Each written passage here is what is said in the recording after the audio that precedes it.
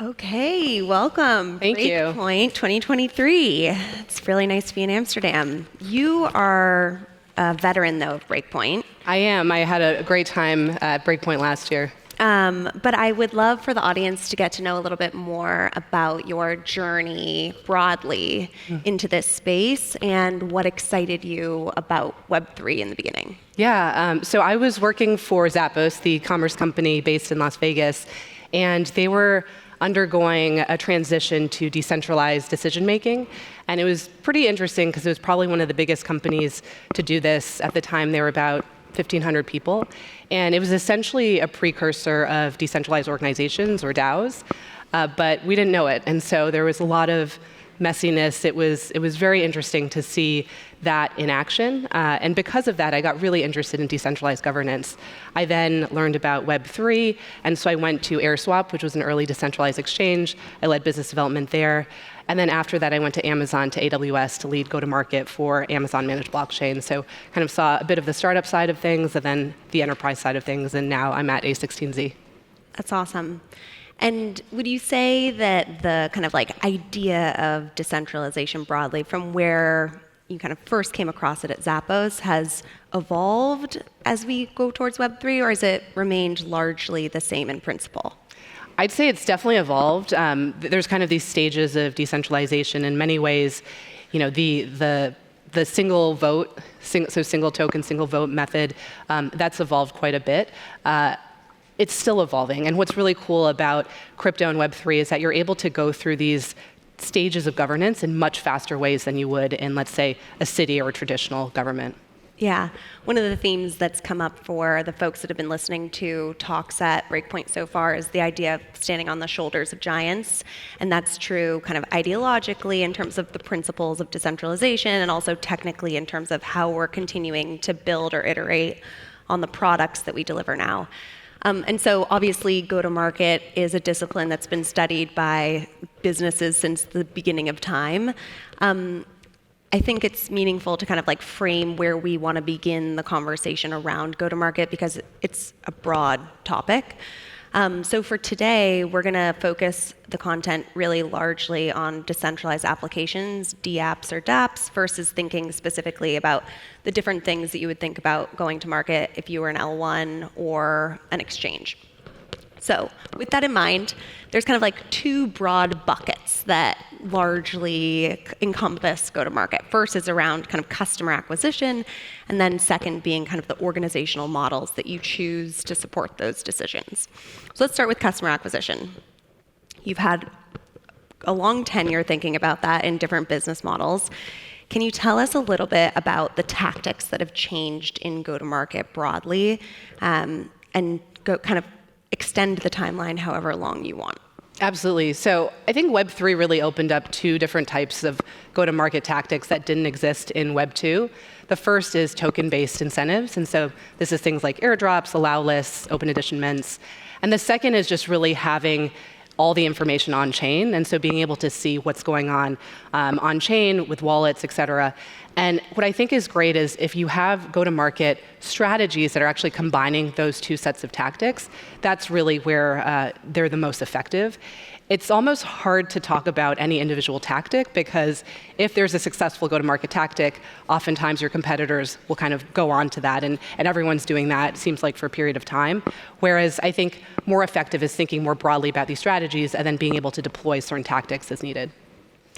Do you have an example that comes to mind of something where those two things have been combined in a meaningful way? Yeah, I mean, I think any app, I don't have a specific example, but in terms of any app, thinking about that kind of user acquisition and then the engagement, I think it goes to some of the points we were talking about around retention and stickiness. So if, in Web3, users have choice.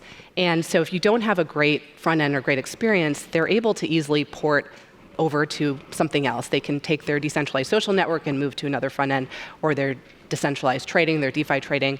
And so what's really important is you don't just have this one-time acquisition, but you're constantly reacquiring these users. Instead of, you have the one-time acquisition, you're engaging them, it's great, they're there, they're kind of stuck. In Web3, you constantly actually have to reacquire them. And so I think the best apps or dApps are the ones that are thinking about this and really engaging these users just like, it's day one, right? So that they always have to be thinking about that acquisition. Yeah, it can be pretty exhausting. You think you have a loyal group of contributors or followers, and you have to kind of like constantly be evaluating and calibrating what's valuable and interesting to that community. And in principle, I think that's why many people are interested in Web3, but it also can be tremendously fatiguing on the business side of things when you think you've landed on a strategy and you're kind of constantly having to pivot. The kind of like old school way of talking about that is like filling your funnel, right? You've got people at the top and you kind of move down, and the lower you move down the funnel, the more retention or stickiness that you might assume that you can have. If we start at the top, kind of the ways in which that has been done have also changed over the course of Web3 from kind of like the airdropping traditions to now, which is it's less common that's the way that you kind of fill your funnel. Can you talk about some of the things that you're seeing recently that represent the kind of like current ways or best practices that you've seen different projects fill the top of their funnel? It's funny because I'm actually seeing a return to more, I guess, Web 2 native methodologies. And so these are things like advertising or sponsorships. And what's really interesting is the coming together of the more Web 3 native tactics and Web 2. And this could be everything from off-chain and on-chain. And where I still think there's room for improvement is that these are oftentimes siloed. So if you think about these two flywheels, one is the analysis and kind of understanding of your current user and existing user. So think attribution and any sort of analysis. And that is very common. There are many, many teams that have solutions for that, both in Web 2 and Web 3. And then the second is once you know something about your users, how are you acting upon them, right? So what is that engagement and discovery model? And again, there are many teams doing that. But what I haven't seen as much is those two things come together. And so whether that's a truly Web 2 and Web 3 integrated model for both understanding who your users are and then doing something to engage them, or an on-chain or off-chain thing. So that's where I continue. Again, many teams are working on it, but I haven't seen this great synergy of the two. One of the value propositions that I think many people hope for in the kind of cross-pollination type of customer, consumer, user acquisition is that there might be this tranche of users in one area of your landscape that aren't aware of the value that they could achieve in another capacity. So a specific example is you have a bunch of people in DeFi, but are they really engaged in gaming in a meaningful way? Does the composability of their value transfer across those things? Again, it's one of these things that get talks about ideologically, but it's kind of few and far between where we've seen it actually come into practice. One thing that I noticed recently, and this team's been brought up a lot at Breakpoint, but Drip is a really interesting project that was very effectively able to do a campaign with GenoPets, the gaming team, to airdrop assets to users to essentially onboard them into this game. And I thought it was a really interesting new way that I've seen a project acquire users. So Web3 to Web3 native, which ultimately we hope we see more and more of. Absolutely.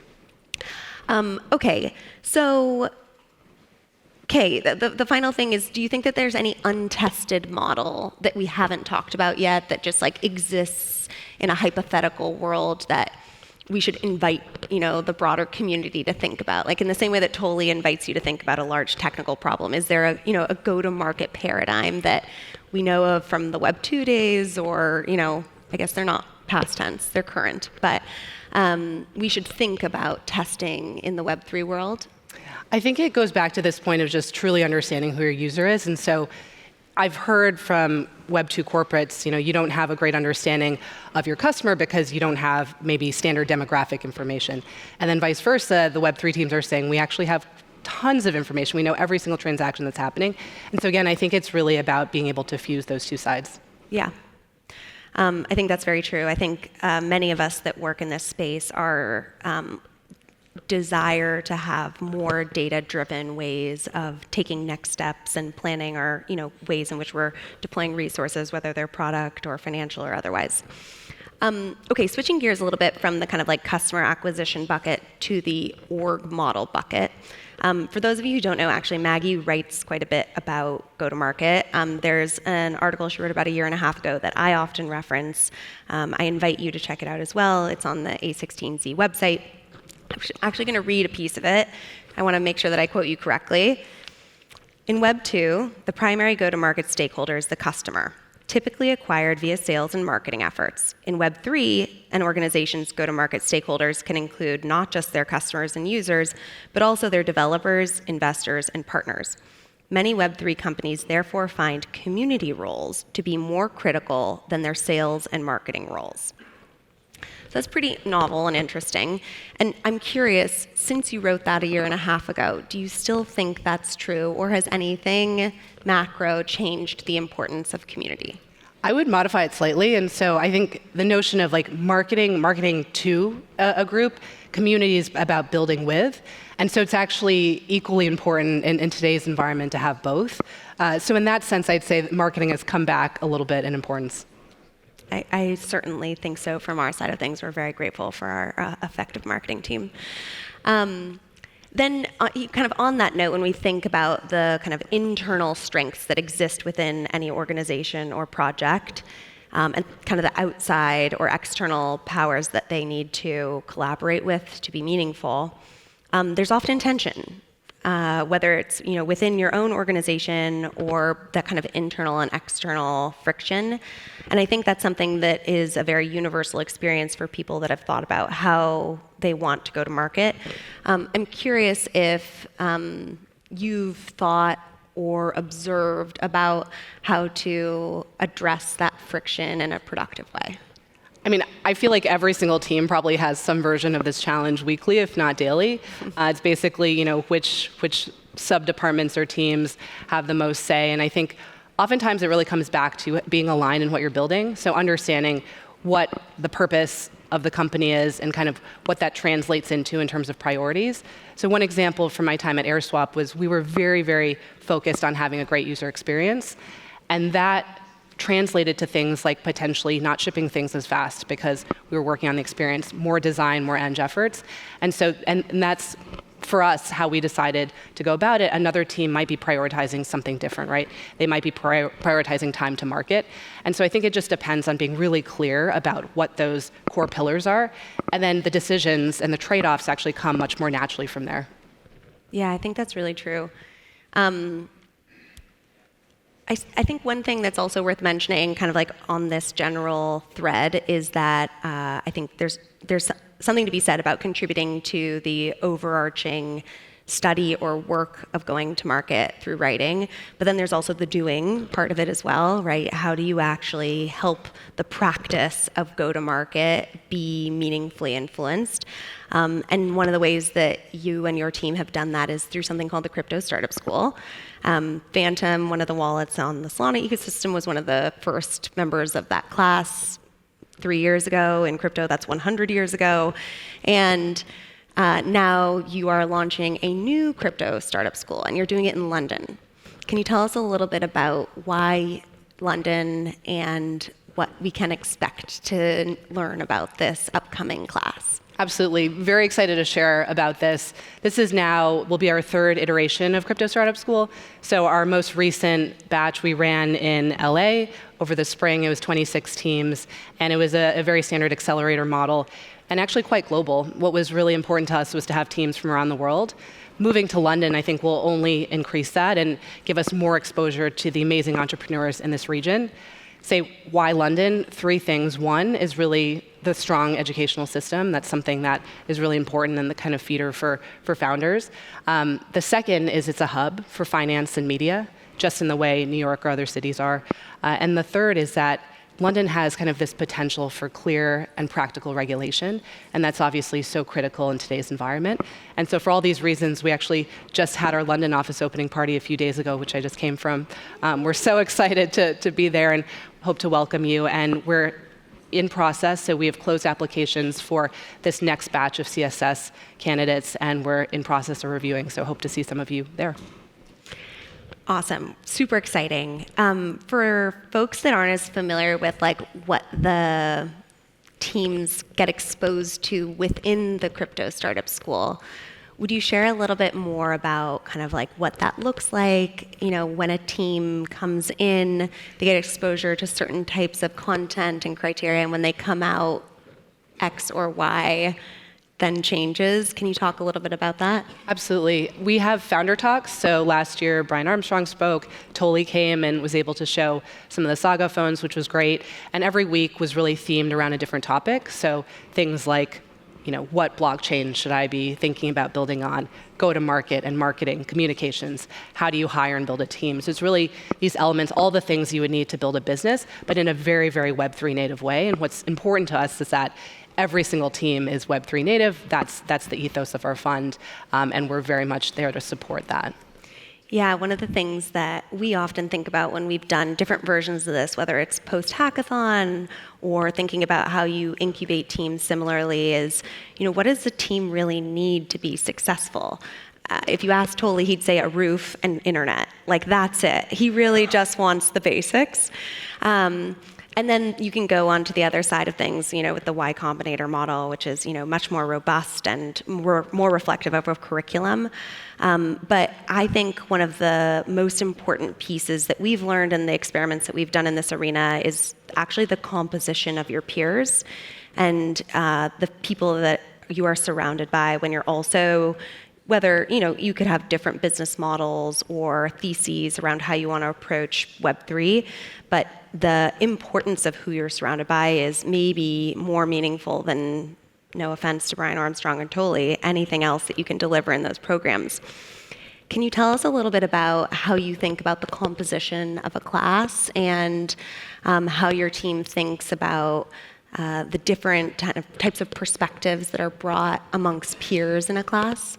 Absolutely. We don't have any targets or things that we absolutely have to have, but it really is about looking across the Web3 ecosystem.